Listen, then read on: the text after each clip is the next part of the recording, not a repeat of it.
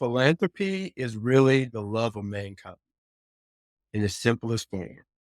When you think about the world we live in, that word love is something that you just don't hear very often. But philanthropy at the root, philo meaning love, is the love of mankind.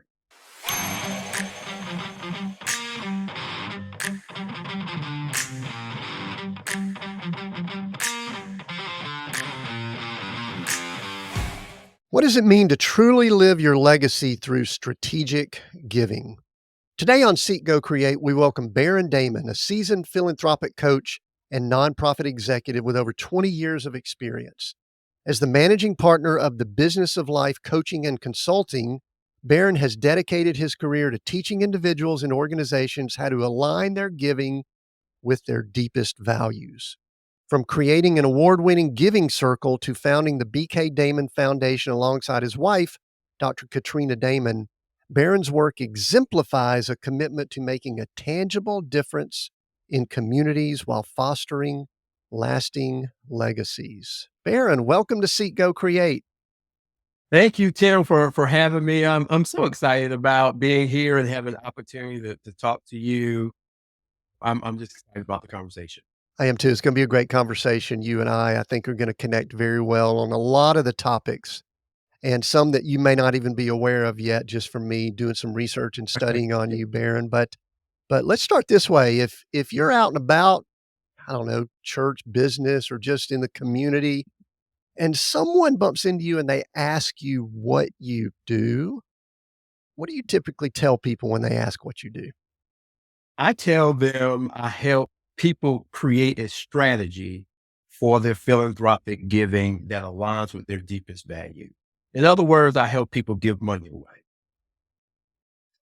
And when you say that, what kind of response do you get? I guess a lot of people probably say, "I don't have any to give. What are you talking?" Yes. People are stunned actually, and they say, I've never heard of that before. Tell me more. So at least they're intrigued enough to want to ask additional questions because it's not something that you hear about every day. So one thing I'm curious about, just right at the beginning here, you mentioned that you bring that up if someone asks you what you do, and I'm sure that you probably have the EQ to know whether you should go into that in certain environments and when not to. I mean, sometimes you probably say, I'm a husband, I'm a dad, and other things like that. But you mentioned the response, and I think this is going to lead into a lot of the conversation. How many people have ever even thought about that topic that you bring up? I mean, I'm sure you get quizzical looks. You probably get, huh? And then sometimes you get, I've been meaning to talk to someone like you. I'm guessing that's Yeah. rare that you get that, correct? It is rare, but I find it's starting to happen more often. And usually people are inquisitive. People know about nonprofits and they know about donating money, but they don't have a strategic plan around it. Because most time, and I have a podcast, and when people come on the podcast, I say to them, can you tell me or declare that I am a philanthropist? And they're like, they have this moment where they don't know for sure. Now you can look and see what they've done. I mean, they're philanthropists, right?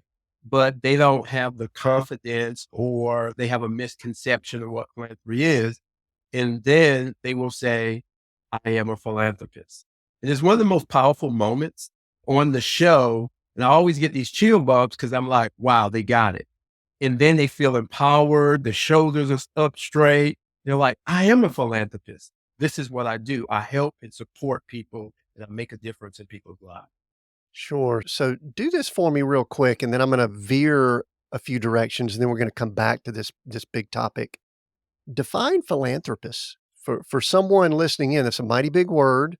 And I joked with you Yeah. before we hit record. I'm from a little town in Georgia outside of Atlanta, and I like to joke. I don't know a lot of big words and things like that. But philanthropist. Somebody asks you, so what is a philanthropist? What do you tell them?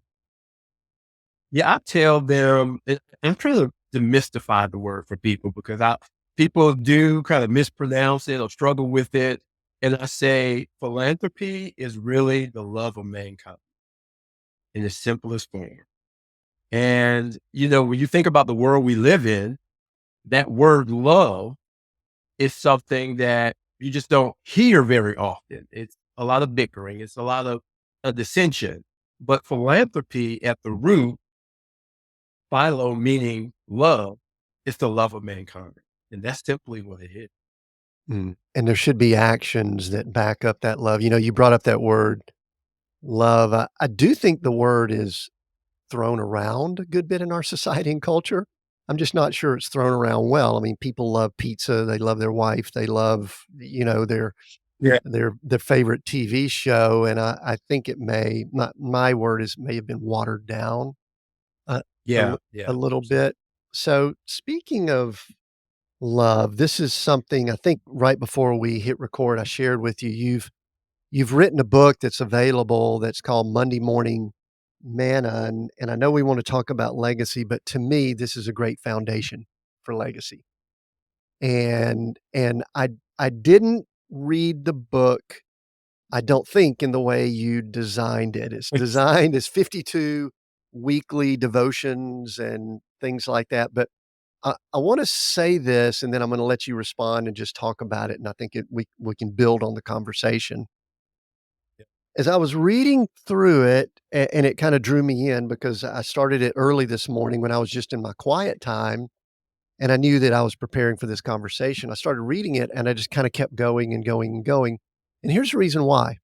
To me, it was part journal, as a father and a follower of Christ and things like that, and it is rare Mhm. that you get a glimpse inside someone's journal. And I thought that was kinda cool, especially if you're about to have an hour-long conversation with someone. It's really valuable. Right. And then I also thought it was really part of a devotion. It had devotional aspects to it, which I liked. But what I really said as the father of grown children, I have 2 grown children myself, I really felt like it was just a love letter to your children. That Yeah. that's really what it seemed like to me, and I see you nodding. For those listening, he's been nodding. So so did I capture all that well? Was that the intent, or what was the story behind it? I know I read the beginning of Yeah. it, but, tell me a little bit more about that. Yeah. Did we talk about this already, Tim? Based on what you said, we had to talk about it already, right? This was all of those things, right? It's a devotional. And how it started, I would say kind of mid-pandemic. My daughter was in college at Virginia Tech, and my son was, really kind of struggling during the pandemic. And I had just finished writing a 40-day devotional, and that was a lot, to the family. And I wanted to continue to do something, but not at that pace, right? Every day. And so I said, you know what? On Mondays, I would start writing. And it was really kind of an extension of that 40-day, but it was a little more intimate into my own kind of personal life in the lives that we have as a family. And I started sending them on Mondays, and the my kids and my wife was like, "Oh, this is great, honey." Pat you on the back. That's wonderful, And it just kind of kept on going. I had no idea or no design to write these for 52 weeks or more. It was just part of the plan.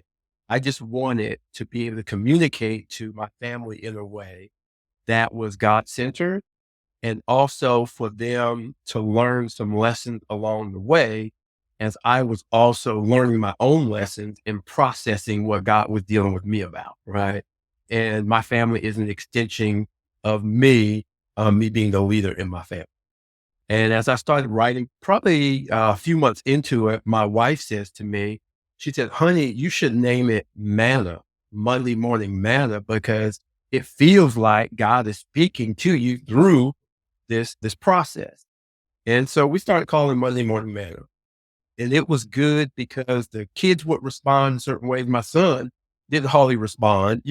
My daughter would say fire emojis and it was great. And I really got something from this. And I was really excited about that. And I'm like, son, how was it? "Mm, it's okay." And, you know, he said, I'm getting it, dad. I'm getting it. And then about halfway through, I said, I'm going to stop this. And then the Holy Spirit spoke to me and said, this is not about you. This is not about you. And I heard that very distinctly. And I kept on writing. And I didn't know that this would be a book, probably November of last year.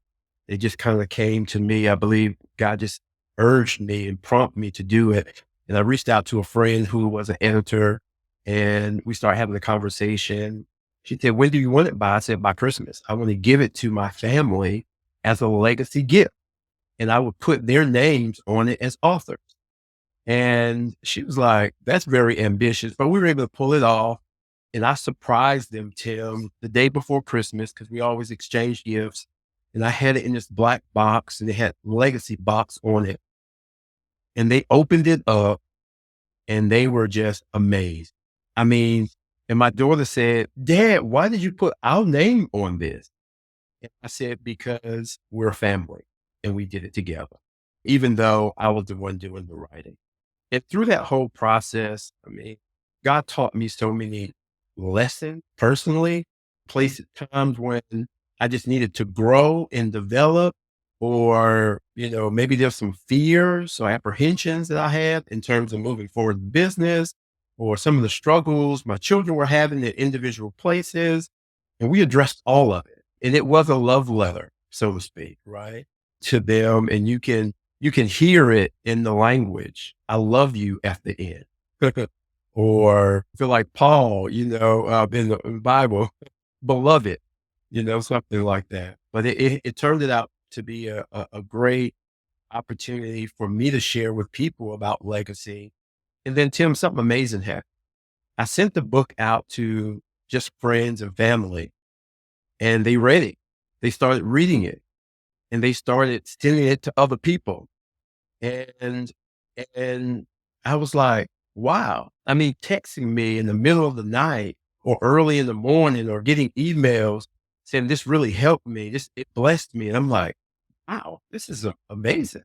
And so God can take this little thing, right, that you desire to just be a blessing to your family and amplify it for others. And I find that fascinating, that God can take a little thing and magnify it into something much more than we expect. Yes, and it had, really nourishing spiritual and, devotional things, but let me tell you the big thing that I got from it, Mm. because as a father, my wife and I, Glory and I, have talked often about how we thought that when our children became more grown adults, Yeah. that we would be a little bit freer. It would be, all of these things. And our children are doing great. You know what I mean? It's not like we've got issues or anything like that. However, as I was reading through, and I knew it was weekly, I knew you wrote this every week. I experienced through you the ups and downs of your children because I know Mhm. you were experiencing the emotion of doing well this week, Yeah. gone through a challenge, and I think where I'm at, I'm probably around Thanksgiving. I mean, we've been Uh-huh. through your son's gone through some moves and changes, and I could tell, I know that he's attempting to Yeah. find his place in the world during this year. Your Yeah. daughter, Yeah. she moved and she's working, I mean, and and the reason I think I think it goes into this legacy conversation. Because as fathers, I think there's sometimes this perception of being disconnected and, we're out doing our own thing.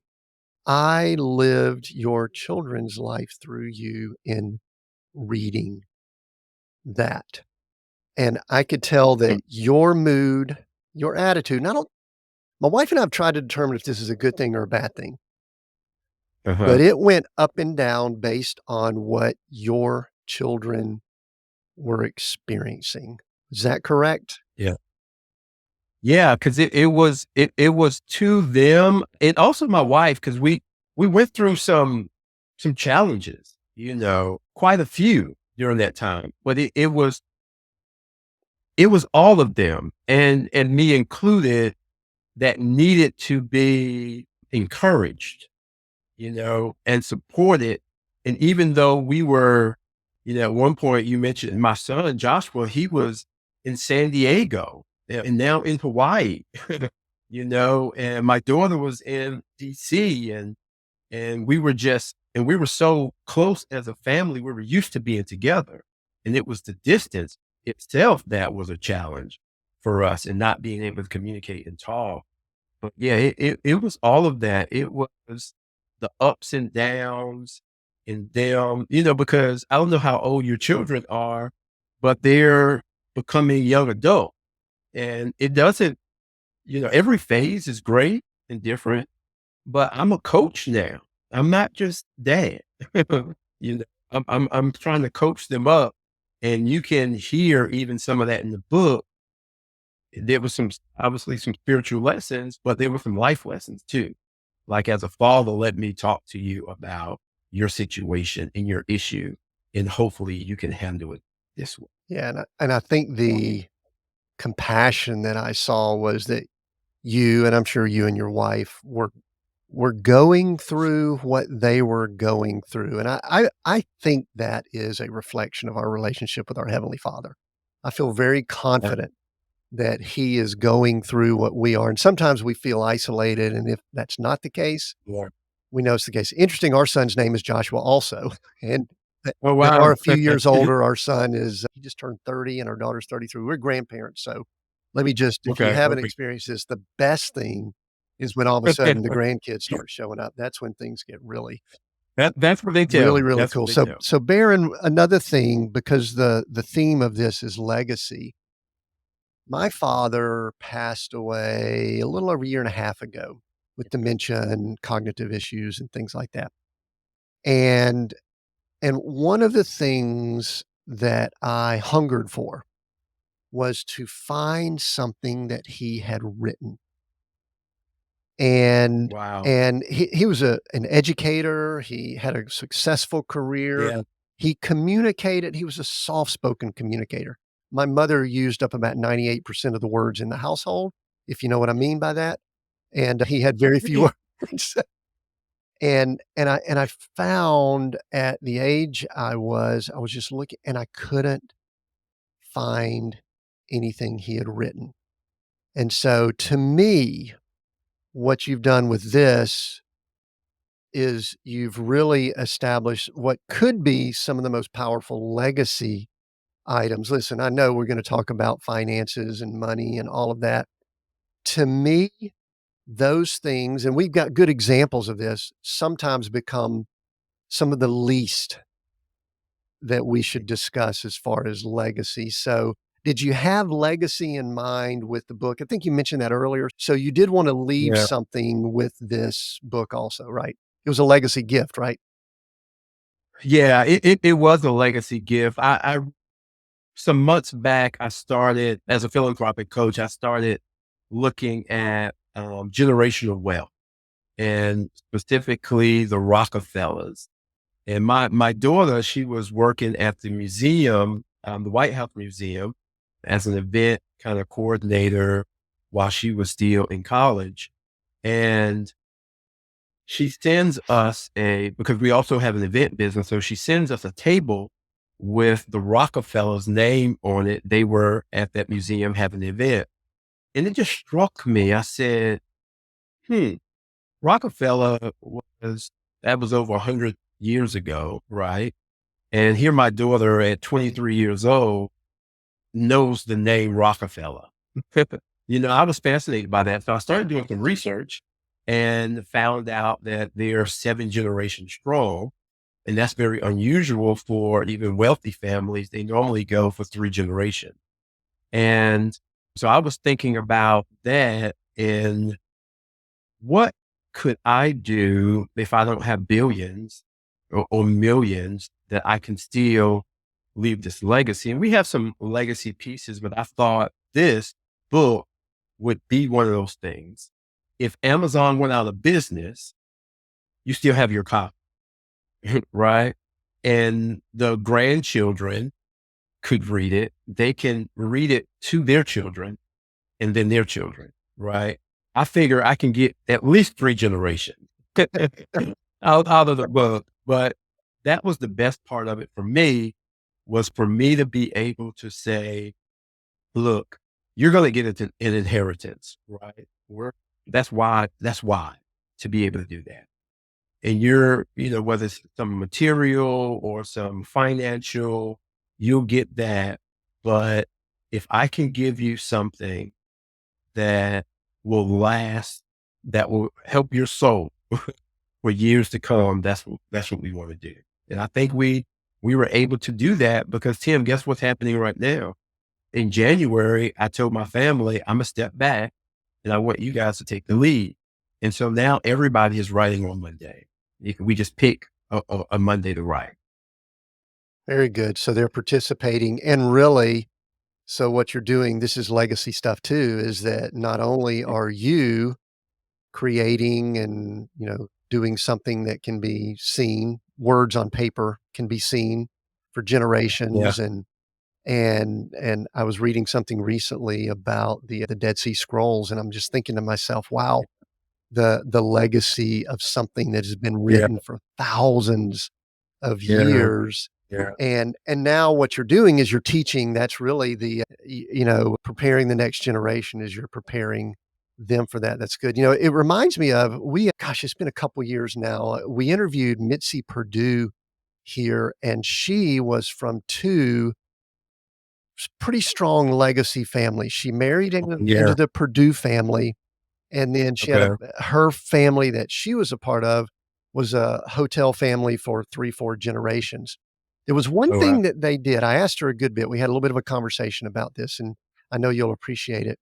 She said that one of the things that they require or ask, or I don't know exactly how they do it, was when people reach 60 years old in their family, Mhm. they write their autobiography.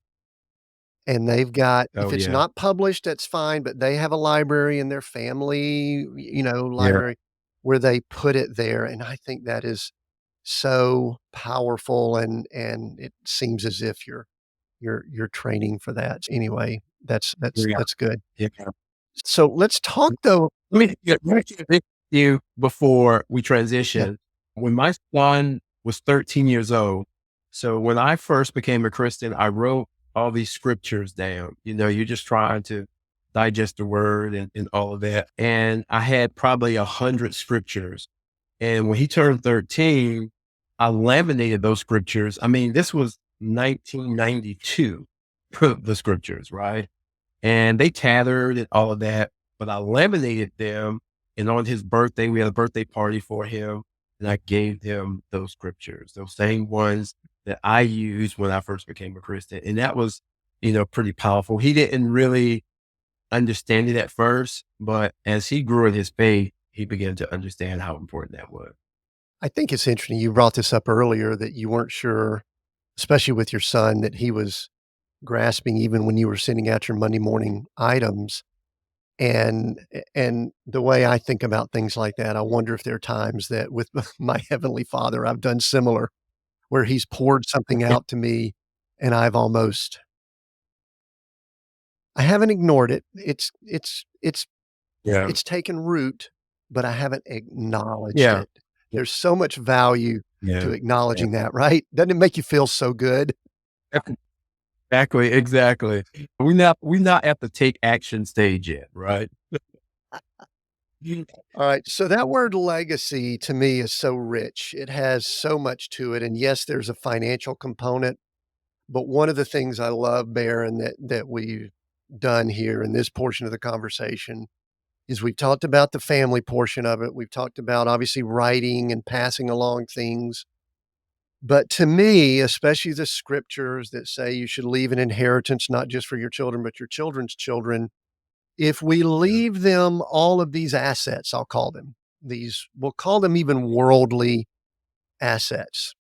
We know that Yeah. those treasures may or may not last forever. But to me, the legacy is the relationship with earthly father, like you've talked about, and then heavenly father. Speak briefly about that before we kind of go down into the financial component of the giving and all that. Just speak about the importance of that foundation because many people, and we've seen it, we've got examples of this in our culture that they've been left a nice big inheritance, Yeah. but yet they don't have the soul, the healthy soul to handle it. Talk some about that. Yeah.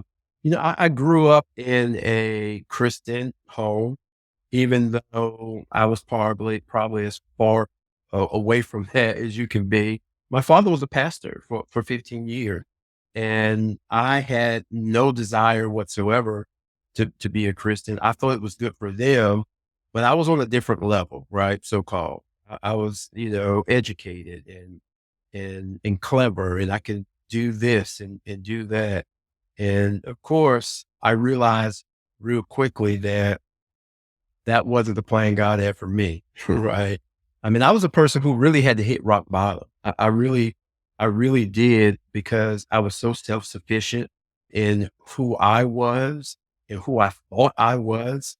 And even though, I mean, when I went to college, Tim, I probably couldn't quote you two scriptures and I stayed in church. I mean, on Sundays and Wednesdays and all the other days, right?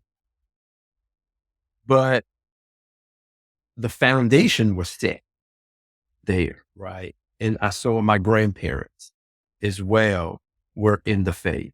And so it was important for us, my wife and I, and her parents, like my parents at the time, been married for 40, 50 years and love God and had a standard of living, a standard of holiness, not just name recognition. Oh, I'm a Christian. Yeah.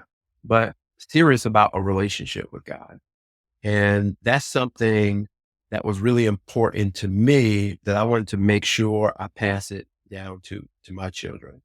And not just to say, because at one point, I think the statistic was 78% of the people identified as being a Christian. I don't know what that number is now, but that's very different from having a relationship. And I wanted to stress to them that it was so important for you to have a relationship with your heavenly father. And if you got that, and I can show you example of what that could look like from the natural perspective, you'd be healthy, happy, and whole. Hmm. So, one thing So interesting, I didn't know you were a preacher's kid. This is that yeah. it causes me to ask a couple more questions here.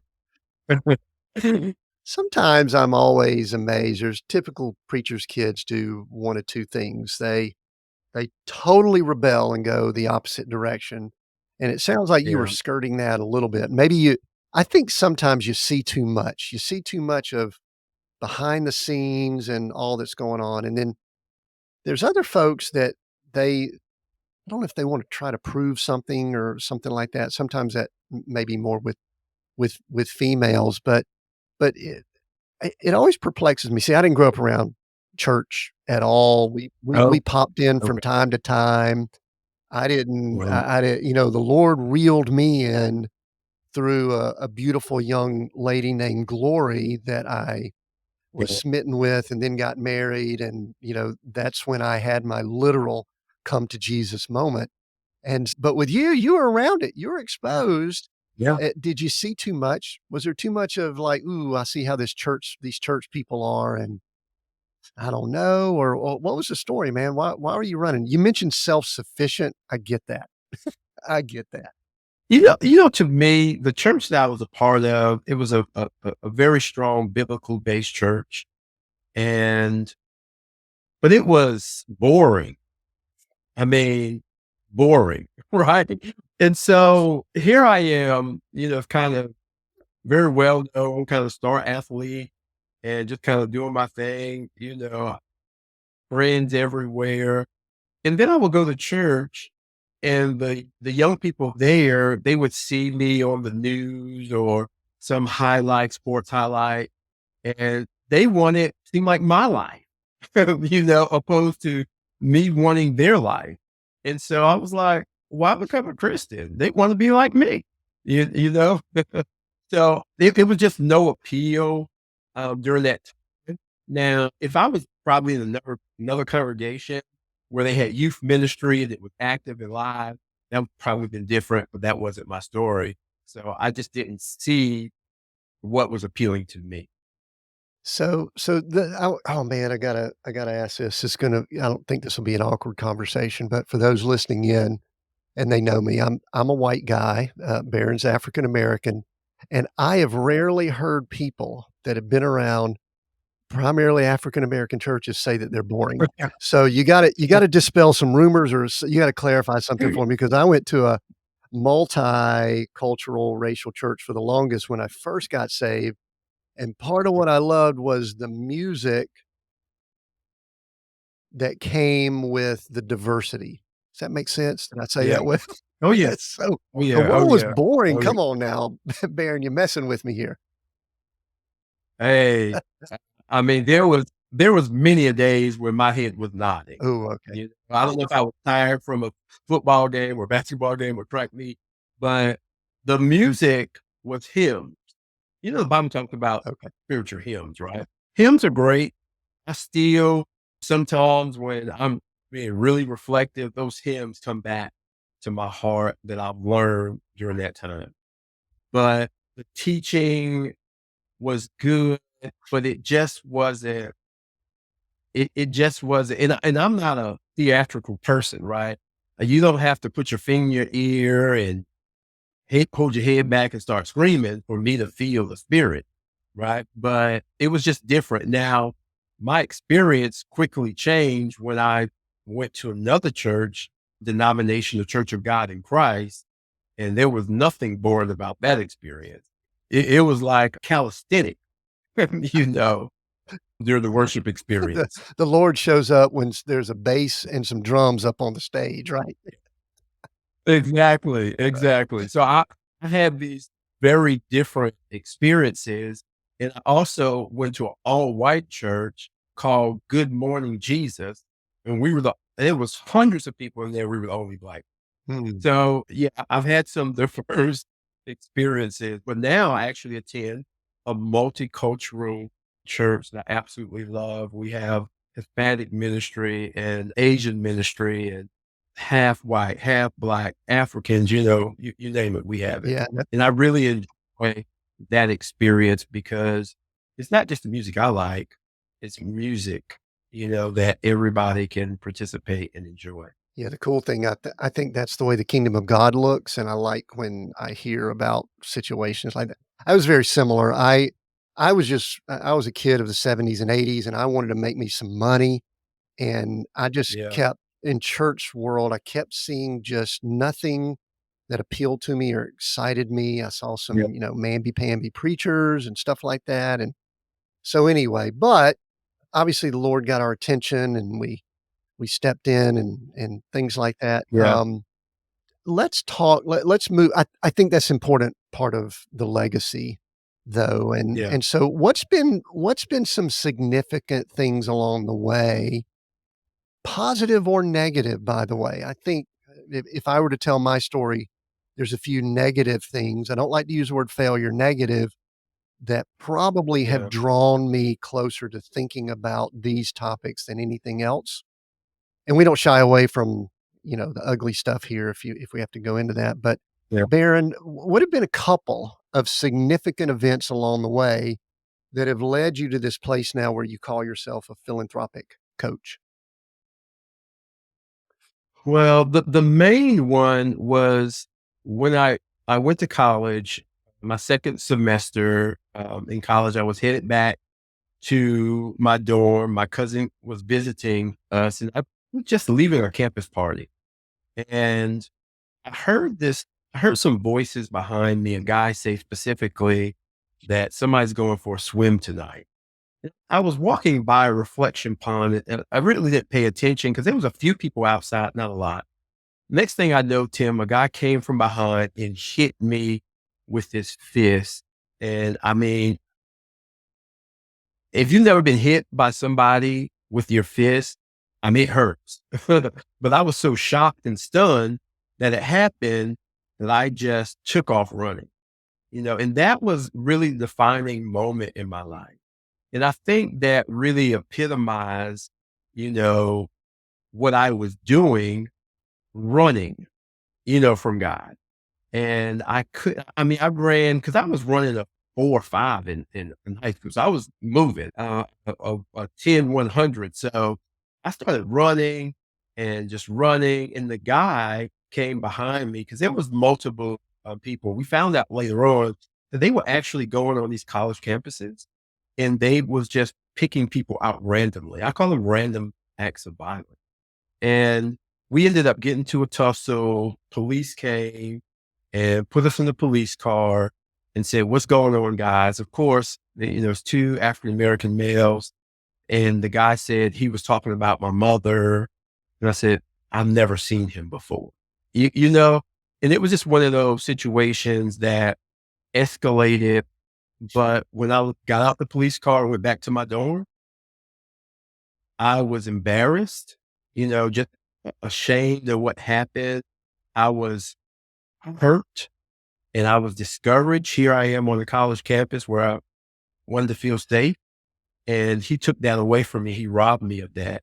And I started having all kind of emotional challenges as a result of that. And then I ended up I went home for a couple of weeks and came back, took the exams, did horrible and ended up, failing that semester horribly. And then I was on academic scholarship. And so I was put on probation and then eventually lost my scholarship. And so my life just started unraveling. I mean, I can't now when I even think about it and I tell the story, how quickly it happened, from this kind of celebrated person to somebody who got kicked out of school, lost everything, friends. I didn't even tell my family members. I didn't tell my parents because I was ashamed and didn't know. I didn't want to put a burden of finances on them because, I was on scholarship. And so it just went from bad to worse really quick. But it was that season of my life that God was in hot pursuit. The Bible says, "But whomever he loved, he chased." And it was a full spread. And I remember the night I accepted Christ as my personal savior, I said, "God, if you just leave me alone, I'll serve." That's the oxymoron, right? It makes no Just sense, look right? at it. And that night in the loft of my sister's house, I accepted Christ and my life changed in an instant. And as a result, during that time, I did a internship at the Columbia Urban League. And it was an interesting internship because it was stop the violence. God has an interesting sense of humor, right? Here I am, was assaulted by some young men. And now God puts me in a place where I have to um, help young people who are dealing with all kinds of issues. And it was the longest summer of my life because all I wanted to do, like you, I just wanted to make some money. I want to drive a nice car, have a corner office. I can look over the city, but that wasn't the plan. And at the end of the summer, I was so glad, Tim, I was like, "Woo, I'm glad this is over." But I said, those kids need some help. I don't know who's going to help them. And God said, that would be you. And I was like, "What are you talking about?" Like Willis back in the day. What are you talking about, guys? We just showed our age there. Someone is gonna go, Yeah, I what you know, talking right? I about?" gave I Like, teed it "Oh, up. man." I teed it up. But it was interesting because that was the moment where things shifted for me. And I applied for one job and I got a call from the CEO, executive director for Big Brothers Big Sisters. And she was a believer. So God had this thing all kind of sorted out. And she says to me, she said, "Barron, I saw your resume. And if you," she said, "I opened it and there was 130 something applications or resumes and yours came opened up. I saw yours." And she said, "The Holy Spirit told me to call you." Like, what? Because I'm just getting familiar with this whole notion of the Holy Spirit, right? And so she calls me in, I go talk to her, and she said, "I don't know Why you? But you supposed to be here. And that's the only job I applied for. And I worked for Big Brothers Big Sisters in South Carolina and North Carolina for the next 20 plus years. So that was my first kind of exposure to giving back. And God really taught me empathy, which I did not have before. I didn't care about anything but me. And when I started seeing some of the challenges and issues that people were having, I mean, real life issues, I was like, whoa, this is some serious stuff.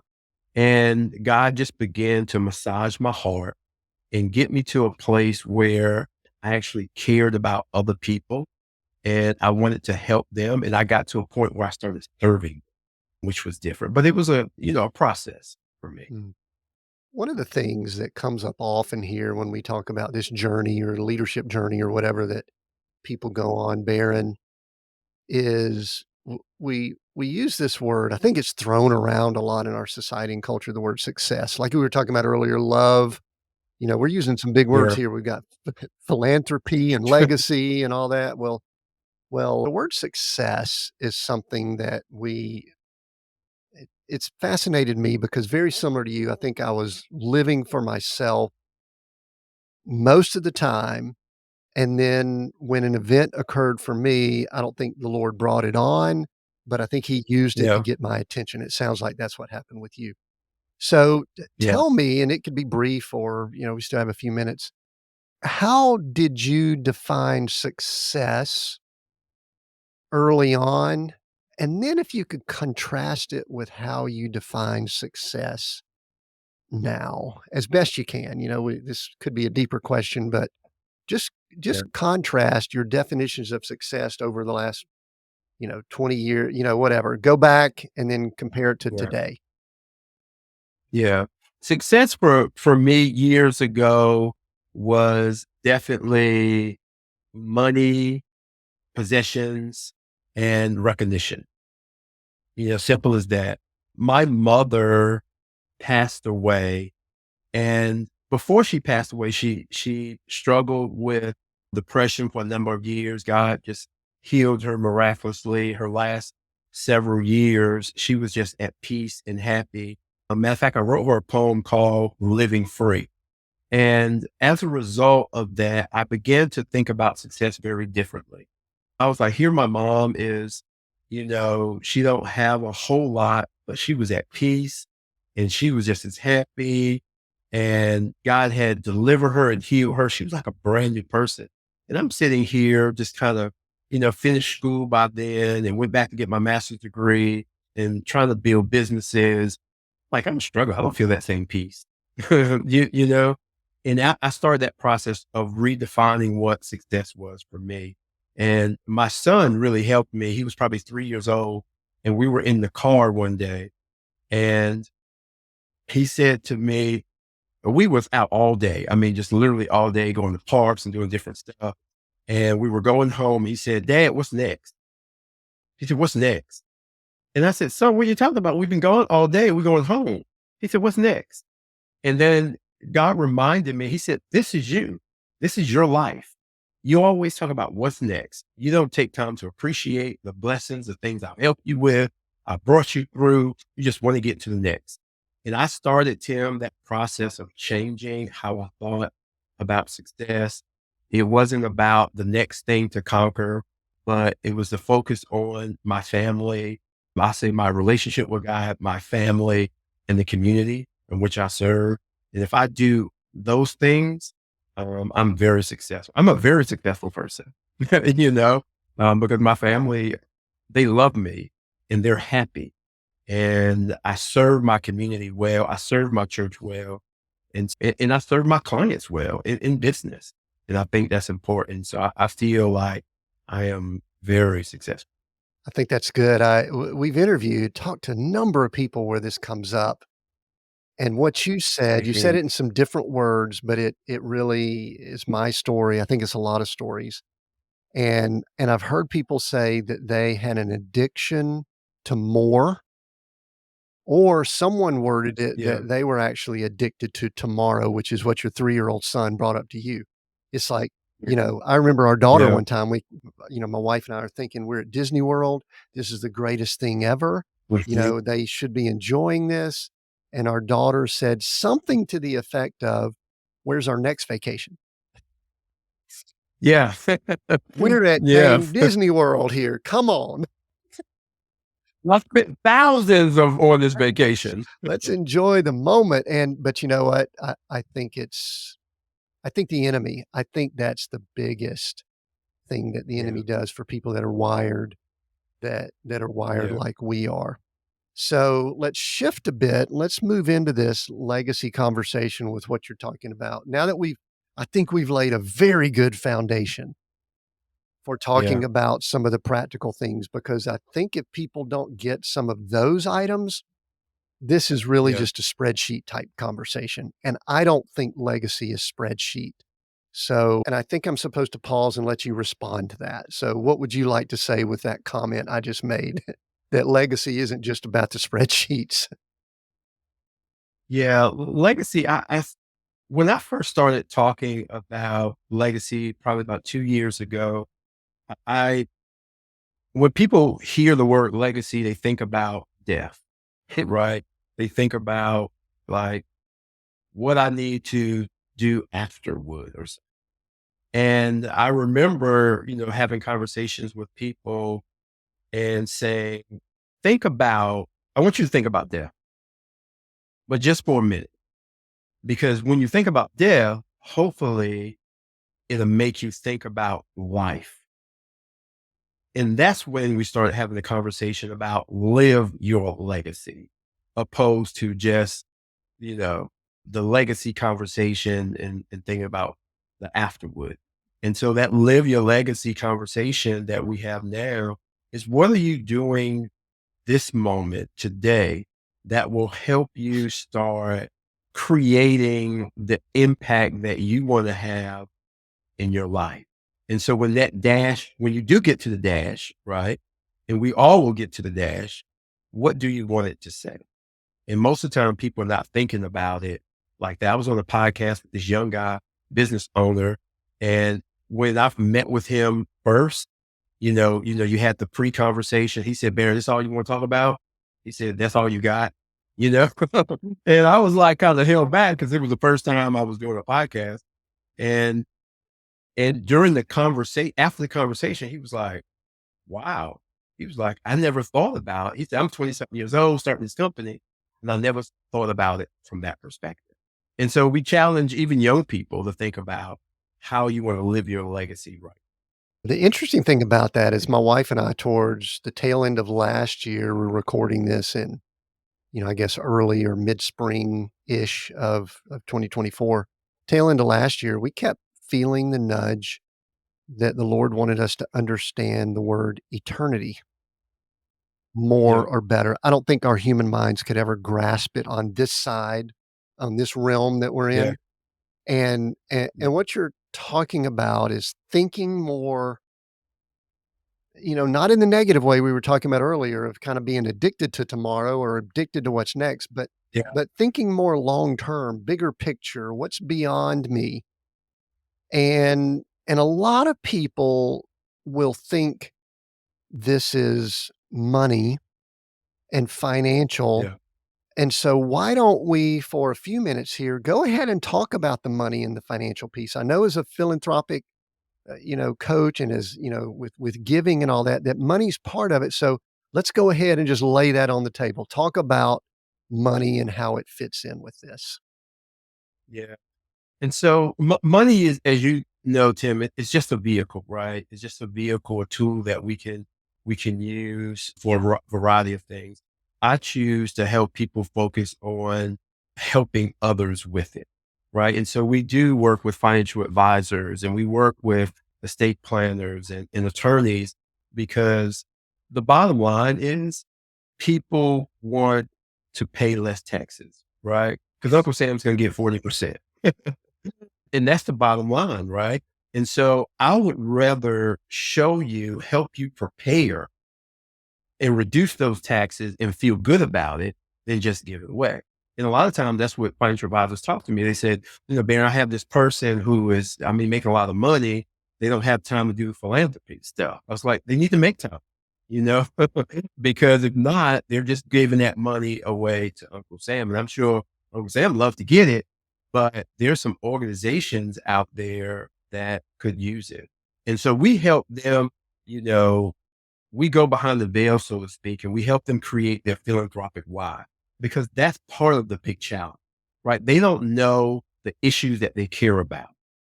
Um, because I didn't care about no issues. You know, you asked me 25 years ago or so, like, I don't know what I care about.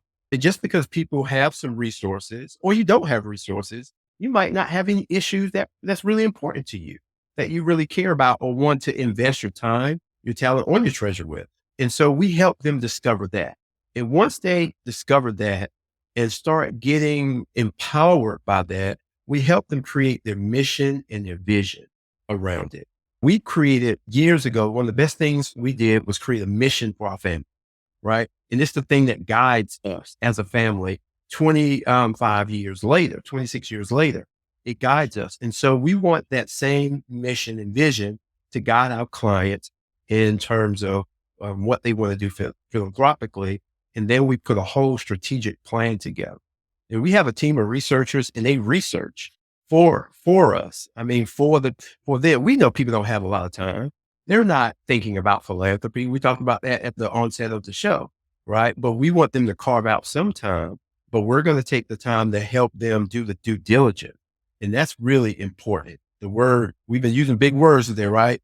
Due diligence is important because we take the burden off of them and remove some of those barriers and do all the work for them, but we empower them with the information that we have so they can make the decision that aligns with their deepest value. Right. So, Baron, the first thing that kind of came to mind when you were talking about they need to understand their mission or their vision, I do Mhm. wonder how many people really understand how, where they would like those resources to go.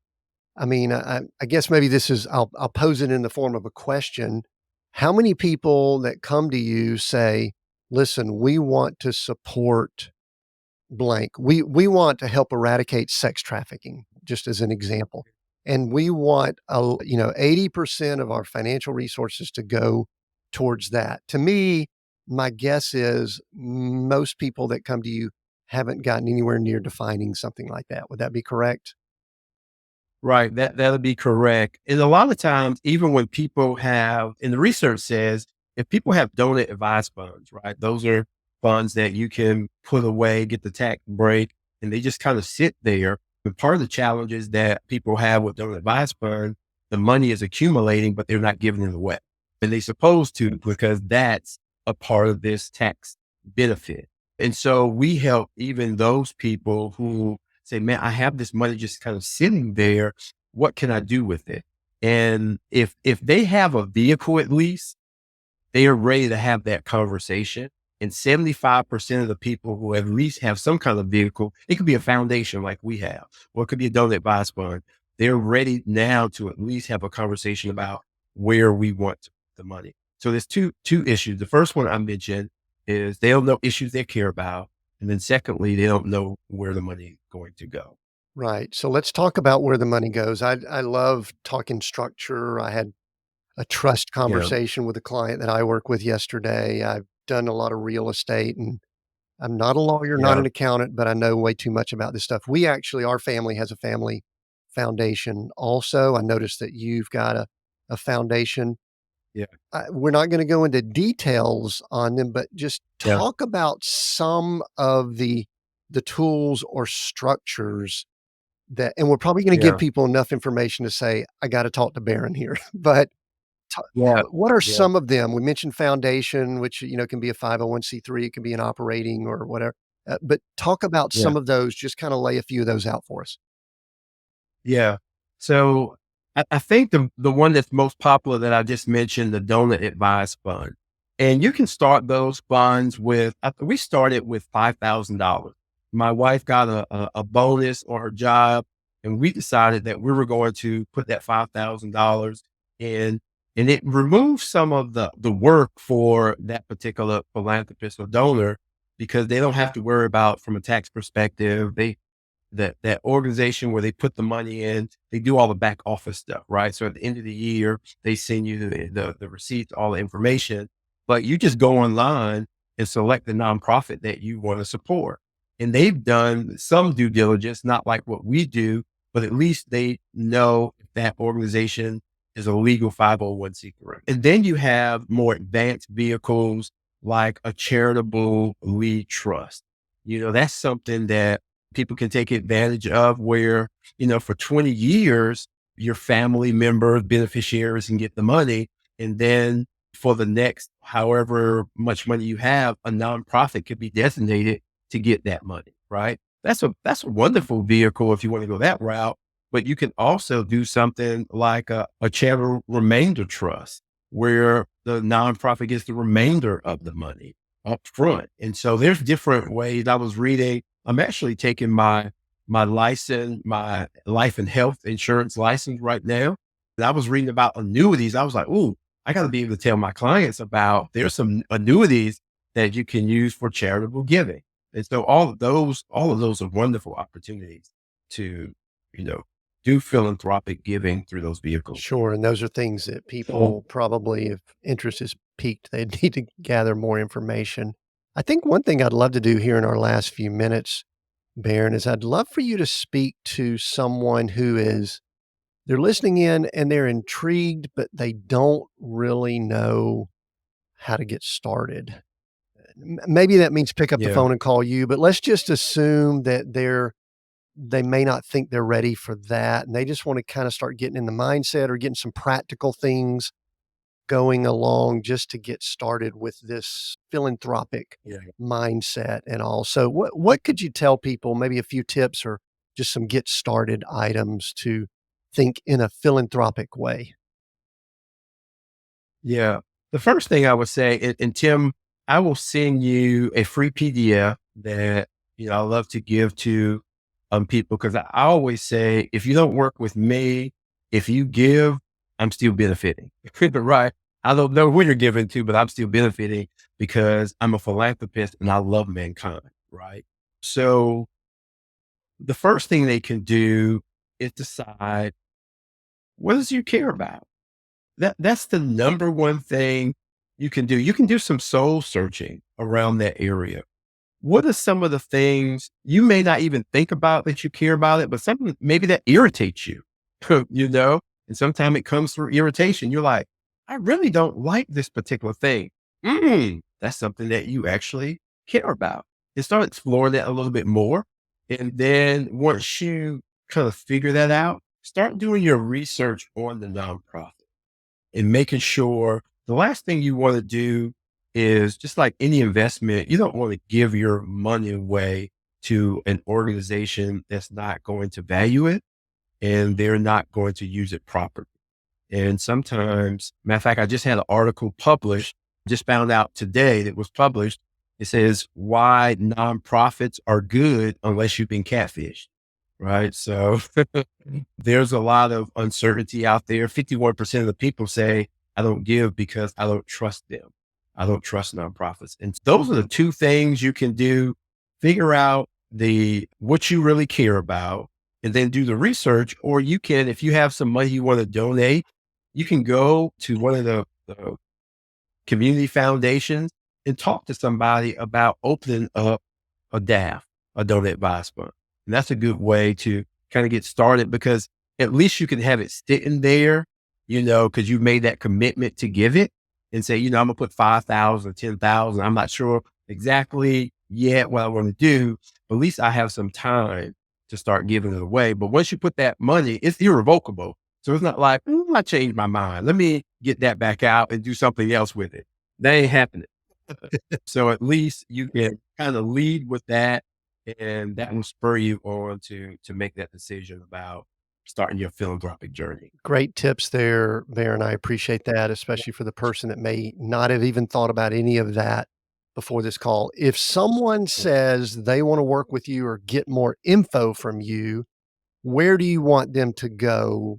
Direct them wherever. This is where you can promote whatever you need to. And if you do have a Yeah. PDF, and we may include a link or something down in the notes, but anything like that, share that now. You can reach me at barrondamon.com. Real simple, barrondamon.com, or go to LinkedIn, Barron J. Damon. You can find me there, and I respond pretty quick, and we'll connect with you. You can go to our website, businessoflifecc.com as well. But those are three main ways that you can get in contact with us. Very good. We'll include all that. Make sure you reach out to Barron if you are intrigued and want to learn more. Barron, we're seek, go create, those three words. I'm either going to force or allow you to choose one of those over the other two as my final question. Seek, go, or create, and why? I would say go, and I would say go because this philanthropic journey that I'm on, it's my mission to go, as the Bible says, go out into the highways and the byways and share the gospel.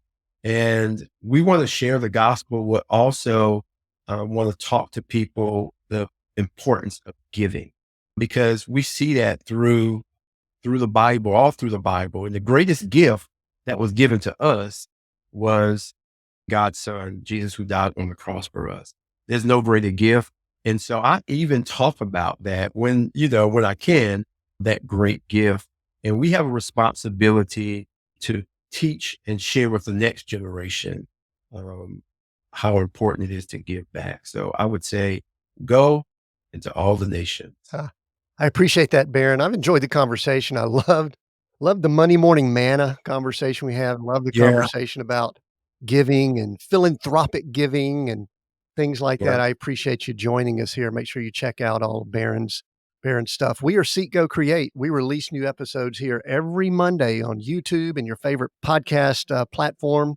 Your support does mean the world to us. If you like what we're doing here, we invite you to support us, and you could do it financially. Just go to seekgocreate.com/support.